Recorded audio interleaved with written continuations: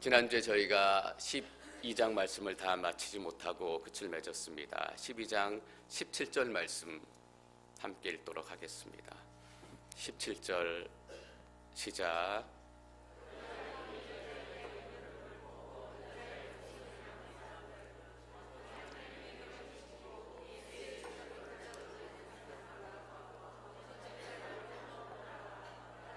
모래 위에 섰습니다. 용이 여자에게 분노를 품습니다.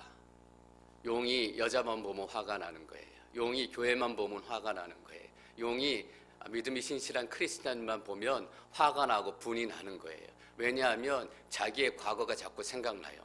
내가 쫓겨났지, 내가 얼마 안 남았지, 이게 생각나니까 사단이 여러분들만 보면 화가 나요. 여러분 화 자주 내지 마세요. 화내면 사단 닮아가고 용 닮아가요. 왜 이 세상이 지금 분노를 참지 못하는 세상이 되어가는가? 분을 참지 못하고 계속 폭발시키는 세상이 되어가는가? 왜냐하면 분을 품은 용이 다스리고 있기 때문이에요. 이 분한 세대에 선한 모습으로 살아가는 크리스찬의 용기가 필요한 때입니다. 다른 사람들은 분노할지라도, 다른 사람들은 내가 억울하다 소리칠지라도 그때 우리는 하나님의 마음으로 그들을 품고 위로해 줄 수 있었으면 좋겠습니다. 그래서 교회는 축복의 통로입니다. 그래서 교회는 또 여러분은 하나님의 은혜가 흘러가는 통로입니다. 여자의 후손에 남은 사람들, 교회를 얘기합니다. 이 남은 사람들을 다른 말로 어떻게 표현하냐 하면 곧 하나님의 계명을 지키고 예수의 증거를 붙잡고 있는 사람들. 여러분, 교회는 무엇입니까? 17장 말씀에서 사도 요한은 교회의 정의에 대해서 명쾌하게 우리에게 소개합니다. 교회는 건물도 아니고 프로그램도 아니고 교회는 음악도 아니에요. 교회는 무엇이냐? 하나님의 계명을 지키고 예수의 증거를 붙잡고 있는 사람들이에요. 그래서 건물이 없을지라도 프로그램이 없을지라도 하나님의 계명과 예수 증거를 붙잡고 있는 여러분들이 서 있는 그곳이 교회가 되는 거예요. 이 성전 안에서 예배 드릴 때도 우리는 교회이지만 여러분이 삶의 현장으로 가서 그곳에서 예수 그리스도의 증거를 붙잡고 설 때 그것이 하나님의 성전이 되고 그것이 예배 장소가 되는 거예요. 그래서 이 시대에는 성전이 따로 없어요. 이 시대에는 예루살렘이 따로 없어요. 여러분, 요즘에 예루살렘에 대한 기사가 많이 나오잖아요. 우리를 자꾸 구약시대로 돌리려고 하는 거예요. 지금 예루살렘은 역사적인 가치 외에는 없어요. 여러분 잘 생각해 보세요. 우리가 예루살렘 성전이 됐고 우리가 예수님의 성전이 됐어요. 이제는 여기 있는 예루살렘이 중요한 것이 아니라 저기 있는 예루살렘이 중요한 것이 아니라 우리가 하나님의 교회가 돼서 중요한 거예요. 우리가 서 있는 것이 진짜 예루살렘이라고요. 우리가 서 있는 것이 새 하늘과 새 땅이고 새 예루살렘이에요. 역사적인 가치는 인정해야 돼요. 그러나 그 뉴스 뒤에 있는 본질을 우리가 놓쳐서는 안 돼요, 여러분. 예수의 증거를 붙잡고 있는 사람들과 더불어 용이 전쟁하려고 바닷가에 섰어요.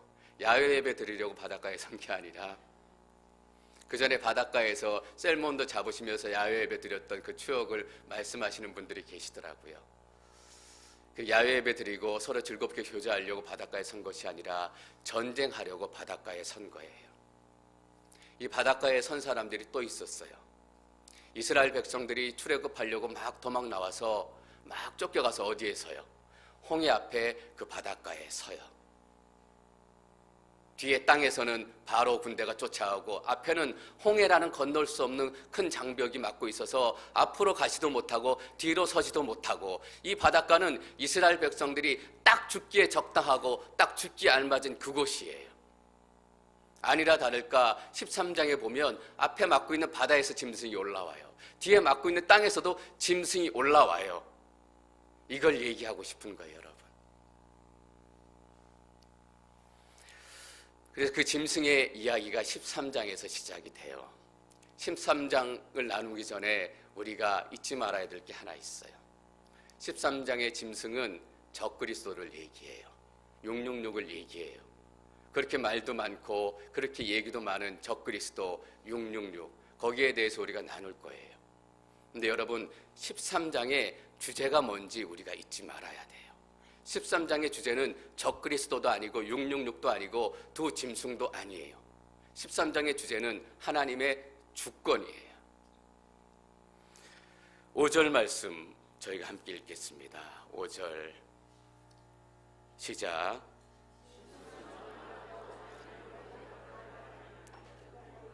(42개월) 동안 활동한 권세를 받았습니다. 모독할 입을 받았대요. 자기 스스로가 그렇게 하는 것이 아니라 하나님께서 허락해 주셨기 때문에, 하나님께서 특별한 이유로 그 시간들을 허락해 주셨기 때문에 42개월 동안 활동할 권세를 어떻게 해요? 받았대요. 자기 힘으로 그렇게 능력이 있어서 활동하는 게 아니라 하나님께서 특별한 이유 때문에 용이 활동할 권세, 적그리스도가 활동한 권세를 허락하신 거예요. 7절 말씀 읽을까요? 7절 시작. 또 짐승은 성도들을 대적해 이기며 백성과 언어와 나라를 다스릴 권세를 받았습니다. 성도들을 대적해 이긴대요. 이긴 권세를 받았대요. 스스로 힘이 있어서 이기는 게 아니에요.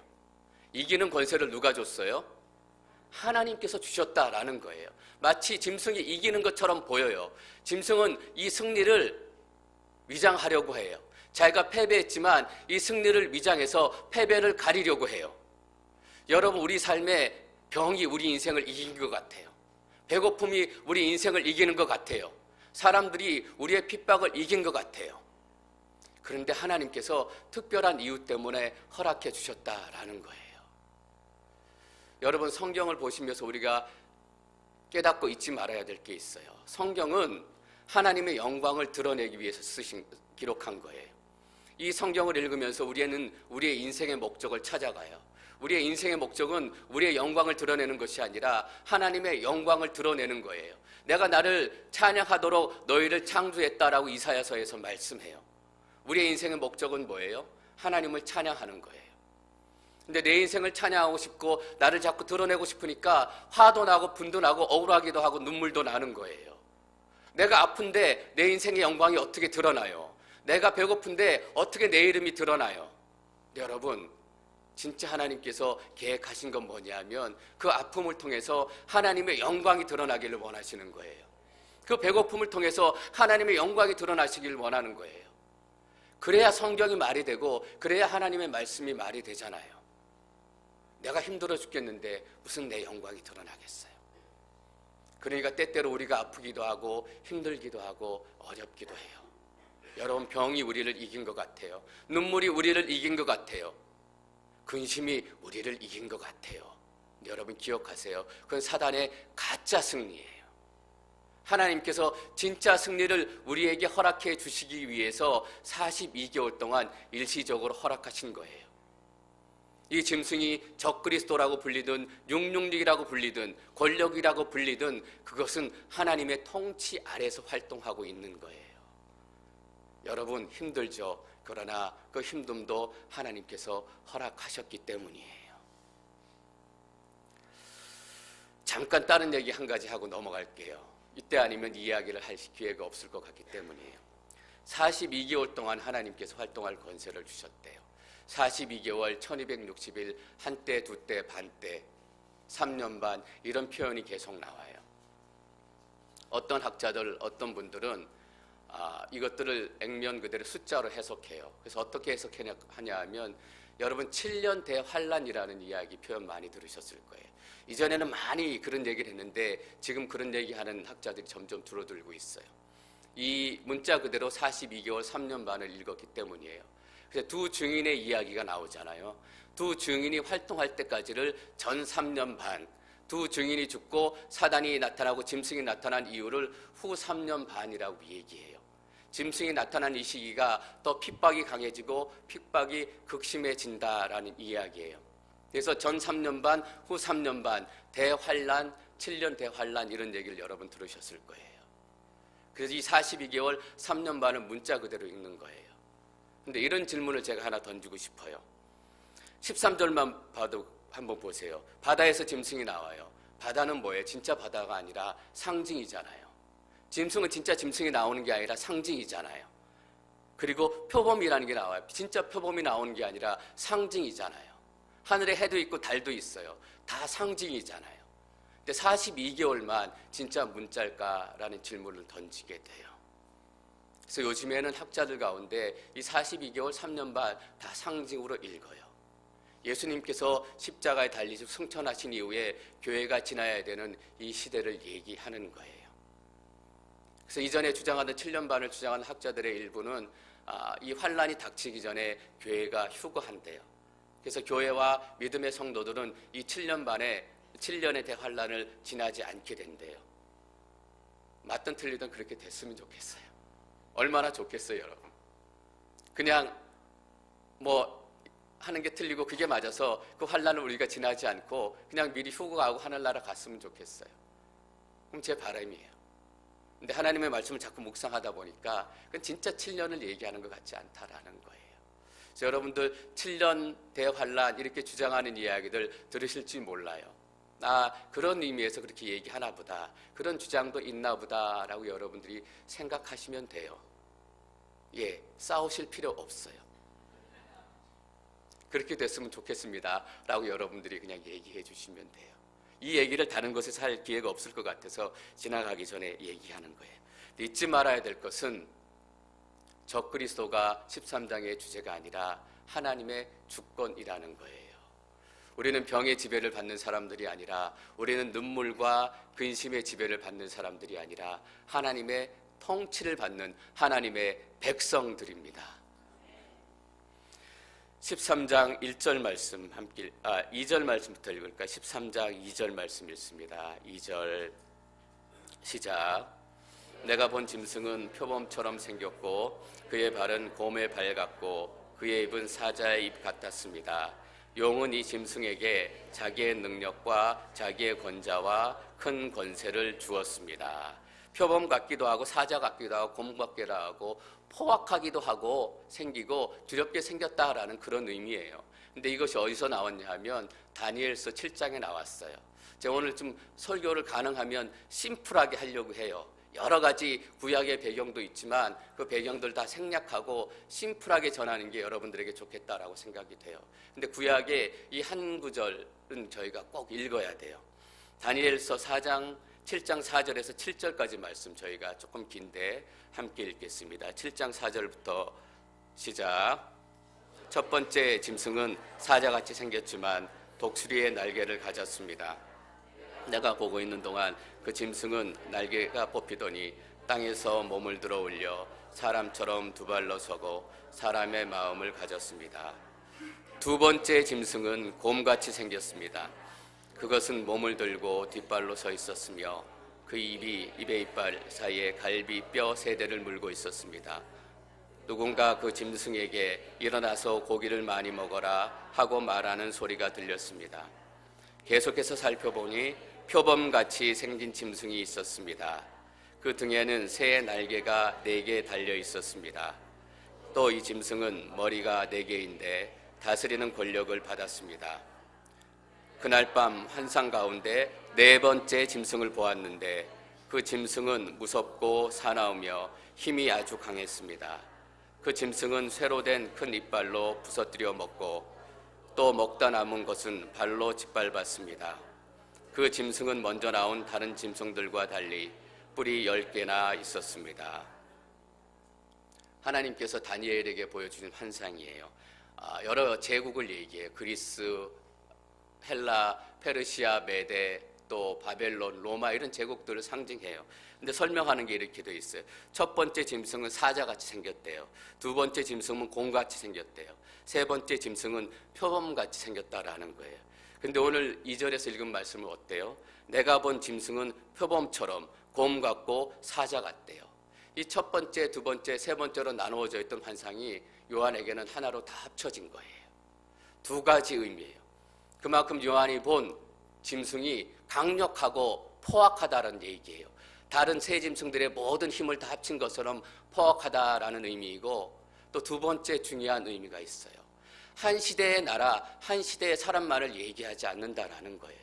다 합쳐놓은 기간, 다 합쳐놓은 권력, 다 합쳐놓은 나라들처럼 이 역사를 통해서 계속적으로 드러나는 이 세상의 시스템과 권력과 적그리스도의 사람들을 모두 다 얘기한다라는 거예요. 여러분 좀 어렵죠? 몇 분들의 눈이 꺼물럭꺼물럭해지세요? 합쳐놨다. 한 시대, 한 사람, 한 나라가 아니다.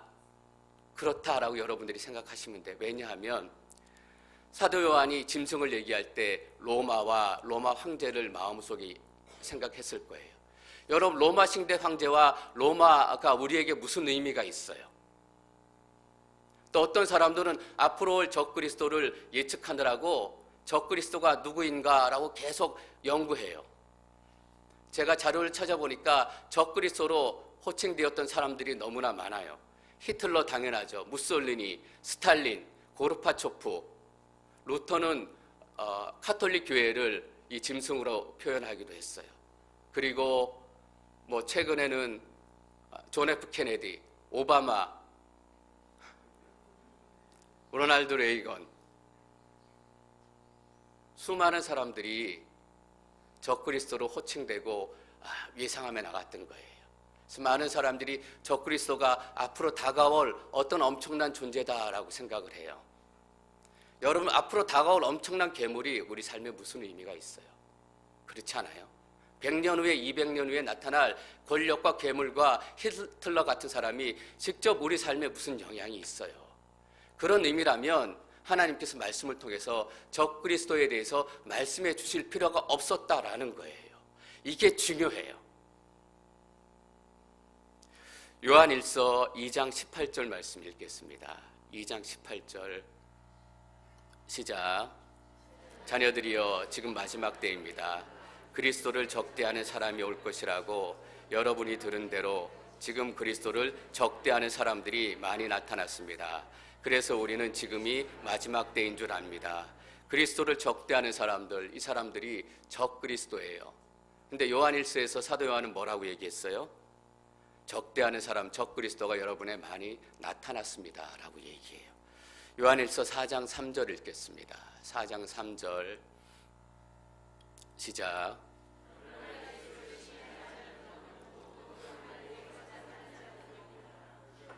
그리스도를 대적하는 영입니다.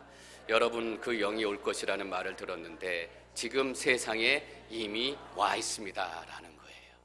멀리 미래에 올 어떤 히틀러와 같은 사람, 어떤 사람, 괴물과 같은 존재, 나라를 얘기하는 게 아니다라는 거예요. 이미 적그리스도는 우리 가운데 와서 활동을 하고 있다라는 거예요. 그러니까 계시록 13장 말씀이 우리와 상관이 있고 이 짐승에 대한 이야기가 우리의 삶에 상관이 있는 거예요. 그러니까 13장 얘기를 우리가 나누고 묵상해야 되는 거잖아요. 단순히 과거의 이야기, 미래의 이야기라면 있었겠지, 올 거야, 그리고 지나가면 돼요.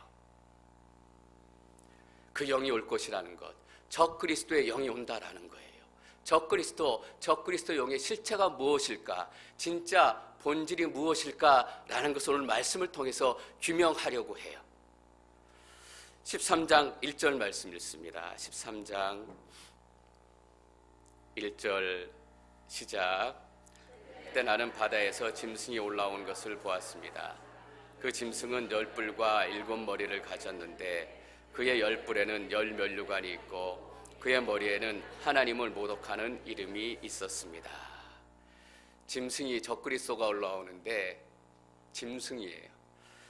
10뿔과 7머리를 가졌어요. 나중에 뒤에 보면 10뿔은 열왕이다라는 표현이 있어요. 그래서 열왕이 로마의 누구 왕인가라고 이제 학자들이 막 찾고 해요. 물론 그러는 것도 중요하지만 10뿔과 7머리의 진짜 의미를 우리가 알아야 돼요. 여러분 10이라는 숫자, 7이라는 숫자가 어떤 숫자예요? 성경에서 완전한 숫자이고 하나님의 숫자예요. 하나님의 7영, 7촛대, 이때 얘기할 때 완전한 것을 얘기하는 거예요. 하나님의 통치가 완전하게 이루어지고 하나님 모든 것이 이루어지는 완전한 하나님의 숫자예요. 근데 짐승의 머리에 뭐가 있냐면 10뿔과 7머리를 가졌대요. 적그리스도인데 머리에 뭐가 있냐면 하나님의 완전한 숫자가 있다라는 거예요. 완전하게 보여요. 하나님처럼 보여요. 사람들이 하나님이라고 얘기해요. 완전하게 되려고 하는 거예요. 여러분 아세요? 스스로 완전해지려고 하면 우리 스스로가 불완전해진다라는 거예요. 로마서 3장 23절에 보면 이런 말씀이 기록되어 있습니다. 모든 사람이 죄를 지었으므로 하나님의 영광에 이르지 못합니다. 모든 사람이 죄를 지어서 영광에 이르지 못한대요. 근데 사람들이 자기의 힘으로 영광에 이르려고 한다면 영광이 아니라 불행이 된다라는 거예요. 여러분 창세기 11장에 보면 바벨탑을 쌓는 이야기가 나와요. 바벨탑을 높이 쌓았다라는 것이 문제가 아니라 하나님 없이 쌓았다라는 게 문제예요. 하나님 없이 10숫자와 7숫자를 가지고 있다라는 것이 문제예요. 하나님 없는 행복, 그것은 불행이에요. 하나님 없는 완전함, 그것은 불완전함이에요. 하나님 없는 부유함, 그것은 가난함이에요. 그것을 얘기해 주고 싶은 거예요. 머리에는 십자와 칠자, 완전함이 있지만 하나님 없는 십자와 하나님 없는 칠자라는 거예요. 여러분 이게 짐승 적그리스도의 본질이에요. 이게 우리 이 세상 가운데 지금 벌어지고 있는 일이에요. 지금 미국에 보면 여러분들 아실지 모를지 모르겠지만 미투, 나도 그래, 미투 무브먼트가 진행이 되고 있어요. 뭐냐 하면 어떤 한 여자가 페이스북, SNS에 자기가 성추행 당한 거, 성폭행 당한 거를 올려서 이런 경험이 있다라고 올리니까 사람들이 나도 있다, 여자들이 나도 있다 미투 운동이 벌어지기 심각한 거예요. 그래서 이 모든 더러운 세상의 현실을 밝히자라고 얘기하고 많은 여자들이 자기가 성추행 당하고 성폭행 당한 것을 미투 나도 당했습니다, 이런 일을 당했습니다 라고 계속 올리는 운동이 시작이 돼요. 근데 사실 그래서 지금 미국 사회가 발칵 뒤덮였어요. 미국 정치인들이 그동안 숨겨왔던 성적 스캔들이 드러나가지고 정치인들이 몇 명이나 지금 사퇴했는지 몰라요. 한국에는 어떤 운동이 지금 벌어지고 있느냐 하면 미국에서 이미 오래전부터 그런 운동이 벌어지고 있는데 페미니즘, 여성 인권 신장 운동이 벌어지고 있어요. 여성들의 권익을 신장해야 된다. 여성들의 권리를 신장해야 된다. 당연히 여성들이 남성과 동등하고 차별받지 않아야 돼요. 제가 오면서 칠거지약이라는 게 문득 떠올라서 인터넷에 찾아봤어요. 도대체 여자들이 쫓겨나는 죄가 조선시대에 뭐였을까? 쫓겨나는 죄의 그 내용도 웃기지만 쫓겨난다라는 것이 우스운 얘기잖아요. 왜 결혼을 했는데 여자가 쫓겨나야 돼요? 여자가 부리는 종이에요. 쫓겨나야 된다라는 발상 자체가 여자를 비하하고 여자를 무시하는 거예요. 여성 인권의 신장이 돼요. 여성이라고 해서 사장이 될 수 없고, 여성이라고 해서 대통령이 될 수 없고, 여성이라고 해서 사회의 성추행을 받고도 묵묵히 침묵해야 되느냐? 이게 아니에요. 당연히 남자와 여자는 동등해요. 남성과 여성은 동등해요. 우리가 다 맞아요. 아멘 해야 돼요, 우리가. 근데 뭐냐 하면 하나님이 없는 동등함, 하나님이 없는 평등은 문제를 야기한다라는 거예요. 이게 하나님이 없는 십자와 하나님 없는 칠자의 진짜 의미예요. 여자들이 주장하기 시작했어요. 미국의 1930년, 40년, 50년대 남자는 여자, 여자는 남자 평등하다, 남성은 여성과 평등하다 주장하기 시작하니까 어떤 일들이 생겼냐 하면 여성도 권리를 찾아야 되고 여성도 권익을 찾아야 된다라고 하니까 그 다음에 나타나는 주장이 뭐였냐 하면 여성의 몸이 중요하다, 여성의 인생이 중요하다, 그래서 낙태해야 된다라는 게 나온 거예요. 여러분 하나님 없는 완전함은 이거예요. 하나님이 없는 행복함은 불행이라는 게 이거예요. 페미니즘, 여성의 인권, 남자와 여자의 성이 동등하다라는 주장이 당연히 있어야 돼, 평등해야 되지만 하나님이 없는 페미니즘은 어떤 결과로 나타나냐 하면 남성과 여성이 동등하고 모든 성들이 다 동등하기 때문에 게이도 동등해야 되고 레즈비언도 동등해야 되고 모든 성이 다 동등하다라는 거예요. 거기서부터 동성애가 나오는 거예요. 여러분이 짐승 적그리스도를 통해서 우리 사회를 어떻게 적그리스도가 몰고 가고 있는지, 통치하고 있는지 우리는 눈을 열어야 돼요. 히틀러, 스탈린, 그 사람들을 찾는 게 중요한 게 아니에요. 적그리스도의 정체를 우리가 알아야 돼요.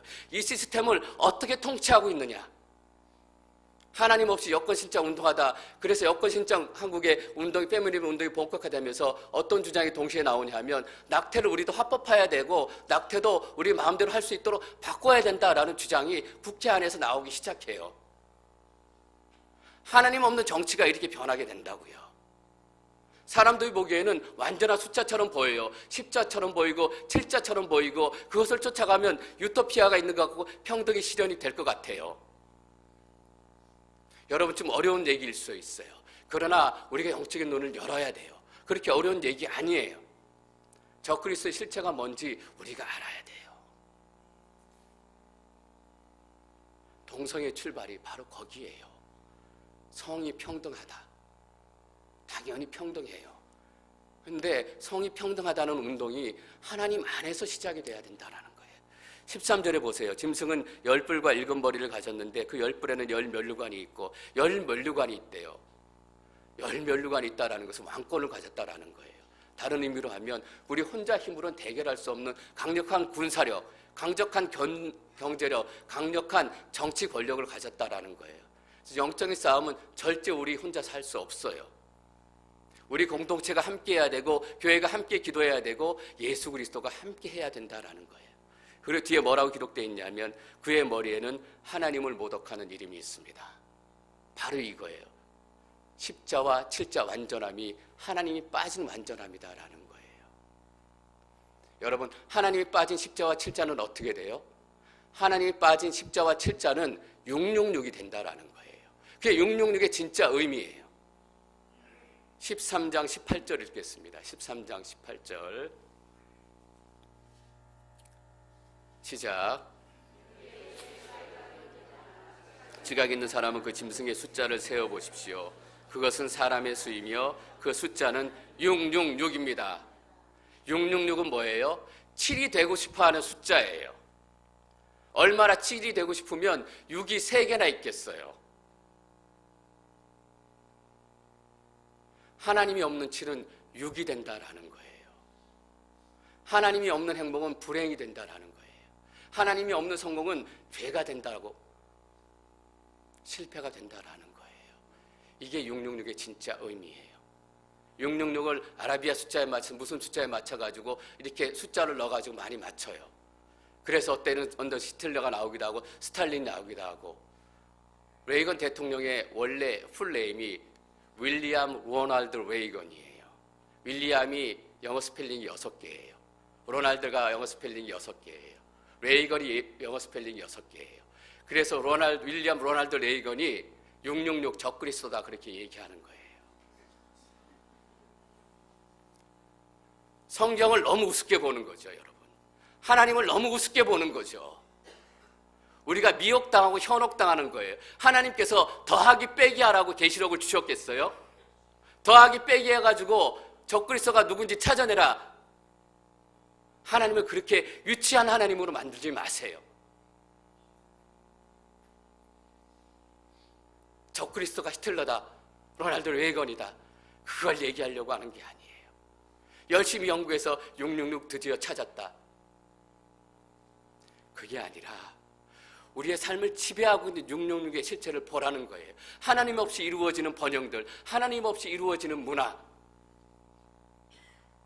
하나님께서 생육하고 번성하라. 이 땅에 하나님의 문화를 번창하게 퍼뜨려라 라고 얘기하는 거예요. 하나님의 문화는 축복의 문화예요. 그 문화에 들어가면 생명이 살아나요. 그 문화에 들어가면 죽었던 사람도 소생되는 문화예요. 그런데 하나님에 빠진 문화는 어떻게 됐어요? 죽음의 문화가 된 거예요. 이 세상의 문화를 따라가 보세요. 다 죽어요. 이 세상의 문화를 따라가 보세요. 다 음란과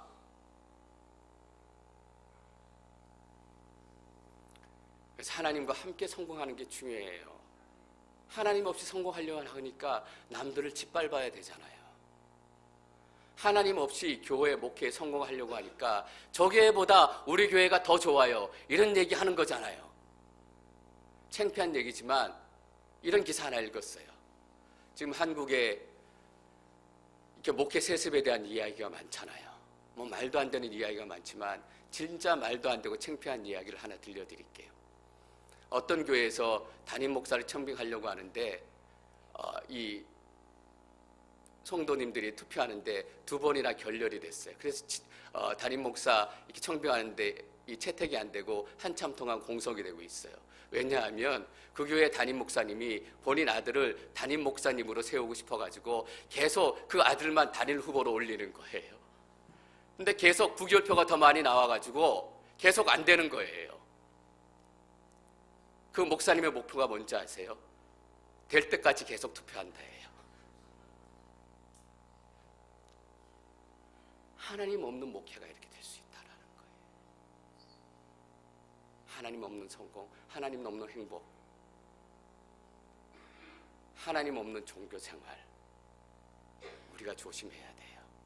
우리가 매일 예배드리고 매일 기도하는 것 같고 매일 찬양하는 것 같고 내가 이 정도 신앙생활 한 사람이야. 30년 동안 주일 예배 한 번도 빠지지 않았어. 하나님 없이 예배드리는 분들이 너무나 많다라는 거예요. 666의 예배를 드리는 거예요. 짐승이에요.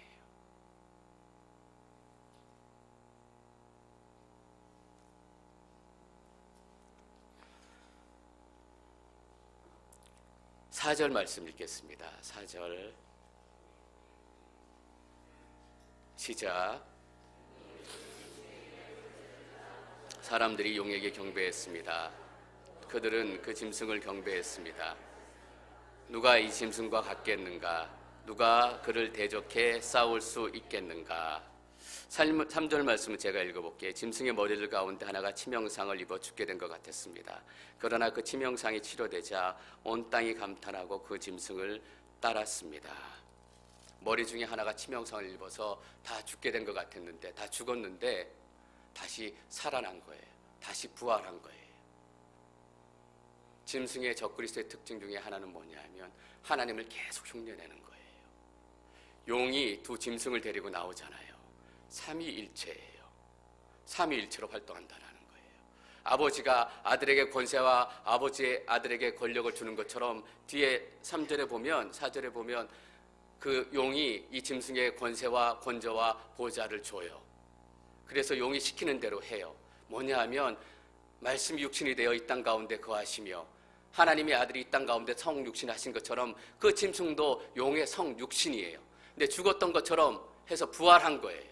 와, 놀랍다라고 얘기해요. 짐승도 부활하고 예수님도 부활해요. 두 부활에 큰 차이가 있어요. 여러분들 오늘 시간이 많이 지났지만 이거를 잊지 않으셔야 돼요. 예수님의 부활은 역사를 바꾸었어요. 예수님의 부활은 우리의 삶을 바꾸었어요. 죽음을 생명으로 바꾸고 죽음의 문화를 생명의 문화로 바꾸고 죽음의 역사를 생명의 역사로 바꾸었어요. 근데 짐승의 부활은 무엇인가? 아무것도 바꾸지 못했다라는 거예요. 그의 부활은 그의 짧은 기간도 단축하지 더 늘리지 못했고 그의 패배도 다시 돌리지 못했다라는 거예요. 근데 자꾸 이기려고 또 이기려고 해요. 왜냐하면 사람들에게 그 결과가 바뀐 것처럼 속이기 위해서예요. 여러분 기억하셔야 돼요. 짐승의 부활은 아무것도 바꾸지 못하고 아무것도 변화시키지 못했어요. 그래서 우리 삶의 고난이 우리 인생을 아무것도 변화시키지 못해요. 우리가 병들었다 할지라도 우리가 배고플지라도 우리의 인생이 바꾸지 않아요.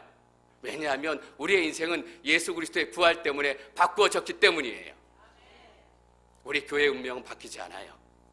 사람들이 교회를 욕하죠. 사람들이 여러분을 조롱하죠. 조롱과 비웃음에 신경 쓰지 마세요. 우리의 인생은 절대 변하지 않아요. 부활하니까 사람들이 이렇게 얘기하는 거잖아요.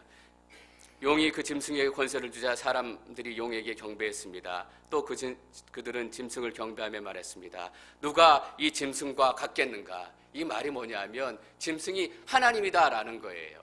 성경에 보면 이 얘기를 누구한테 쓰냐면 하나님한테만 써요. 누가 하나님과 같겠는가? 누가 내 주와 같겠는가? 주와 같으니 어디 있겠는가? 이 말 자체가 하나님을 모독하는 말이에요. 근데 사람들이 누가 이 짐승과 같겠는가라는 고백은 이 짐승만이 진짜 하나님이다라고 얘기해요. 그 뒤에 뭐라고 얘기하냐면 누가 그를 대적해 싸울 수 있겠는가라고 사람들이 질문을 던져요. 사람들이 비슷한 질문을 던진 적이 있어요, 여러분. 6장에 보면 6번째 인이 떼어졌을 때 하나님의 진노가 막 임하기 시작해요. 너무 큰 진노가 임하니까 사람들이 이렇게 얘기하잖아요. 이는 그 진노의 큰 날이 이르렀기 때문이다. 누가 견뎌낼 수 있겠는가? 누가 견뎌낼 수 있었어요? 하나님의 인치심을 받은 14만 4천 명이었잖아요. 그냥 14만 4천 명이 아니라 하나님의 인치심을 받은 14만 4천 명이에요. 14만 4천 명 누구라고 말씀드렸어요? 교회, 믿음의 성도들, 하나님께서 구원하신 백성들이라고 얘기했어요. 자, 질문을 다시 한번 읽어드릴게요. 누가 그를 대적해 싸울 수 있겠는가? 답이 뭐겠어요? 14만 4천 명이에요, 여러분. 14장 1절 말씀 읽겠습니다. 14장 1절 읽습니다. 시작. 또 나는 보았습니다.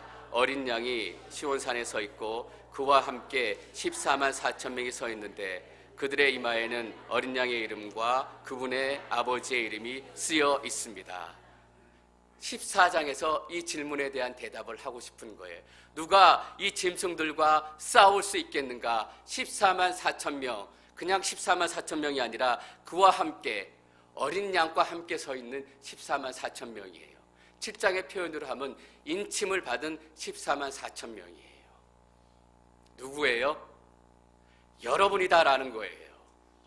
아무리 짐승이 강해 보이고 아무리 적그리스도가 이 땅을 지배하는 것 같지만 이 땅의 짐승과 싸울 수 있는 사람들은 바로 여러분들이다라는 얘기예요.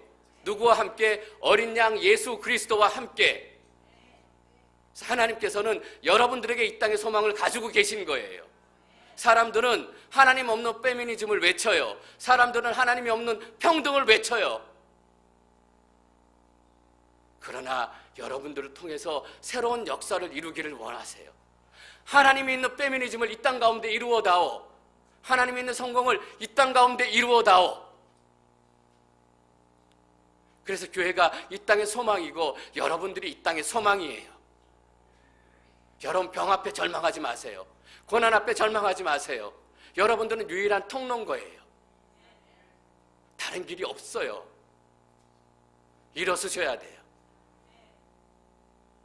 어제도 순례배 종강기 잠깐 말씀을 나눴지만 아픈 분들의 소식, 어려운 분들의 소식, 어려운 관계 이야기들이 너무 많이 들려와요. 마음이 너무 무겁고 제가 요즘에 그래서 우울증 빠지는 것 같아요. 하나님의 말씀을 묵상하니까, 계시록을 묵상하니까 이 마음속에서 끌어오는 소망의 메시지를 포기할 수 없어요.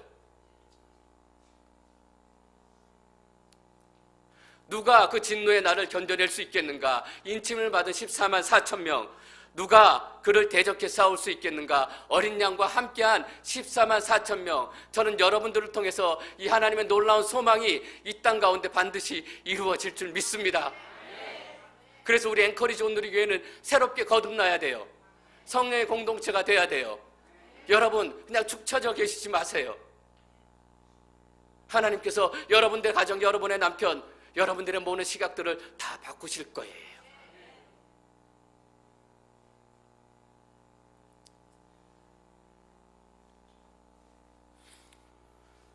이 놀라운 하나님의 축복이 여러분의 삶 가운데 충만하시기를 축원합니다.